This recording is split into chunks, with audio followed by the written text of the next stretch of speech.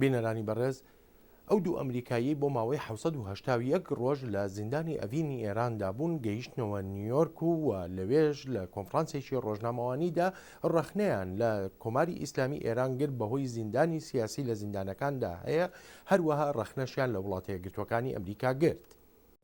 جۆش فاتاڵ ماوەی گرتنەکەی لە زیندانی ئەڤین وەک تەریکردنێک ناودێر کرد و گوتی خۆی و شەین باوەڕ ناچار بوون لە جیهانی درۆدا بژین.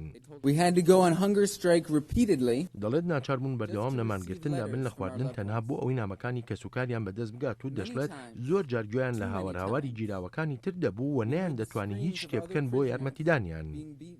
شەین باوەڕ بە پەیامنەرانی گوتووە ئەوە گەلی ئێرانە باری نابەجێی حکوومەتی ئێرانیان لە دڕندایەتی و بێڕێزیکردن بە مافەکانی مرۆڤ لەسەر شانە و داوای دەست بەجێ ئازادکردنی هەموو زیندانیانی سیاسی ئێرانی کردووە.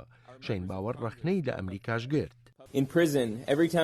دەڵێت لە زیندان هەموو جارێک گازەندەمان بووە لەو ڕەوشەی تێدابوون و پاسەوانەکان دەست بەجێ بەراوردیان لەگەڵ گوانتانامۆبەیدا بۆ دەکردین. گرتوخانەکانی CIA یان بێدەخستینەوە لە بەشەکانی تری جیهاندا و هەروەهاش ئەو ڕەوشەش ئێرانیەکان و جیراوەکانی تر لە زیندانەکانی ئەمریکادا بینیویانە. فاتاڵ و باوەڕ و ساراشۆر دەڵێن لە ناوچە بێنیشانەکانی سنووری عێراقدا خەریکی شاخەوانی بوون، نەیانزانیوە کە چوونەتە ناوخاکی ئێرانەوە لە مانگی حوتی 2009دا. هەرسێکیان دەگیرێن بەسی خوڕایەتیکردنیش گونابار دەکرێن. شۆرت لە مانگی نوێی 2010 ئازاد کرا. لاورا فاتاڵ دایکی جۆش دەڵێت هەردووکیان بیریان بەباشی مایەوە بەوەی پرسیاریان لە یەکتر دەکرد. دەڵێ چلوشتانی جۆش پێیگوتووە زۆر ڕشت بوون لەسەر باری تەندروستیان، بوتڵی ئاویان بەکارهێناوە بۆ پتەوکردنی ماسوولکەکانیان.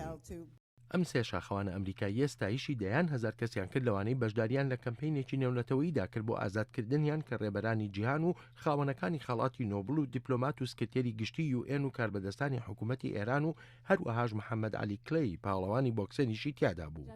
ئەو کاتەی ساراشۆر لە زیندانیش بووە، شەین باوەڕ داوای لێکردووە شووی پێ بکات و ئەویش قایل بووە. سارا دەڵێت بەم زوانە ژیانی هاوسەری پێک دەێنێت و جۆش فاتاڵ دەبێتە برازاوە.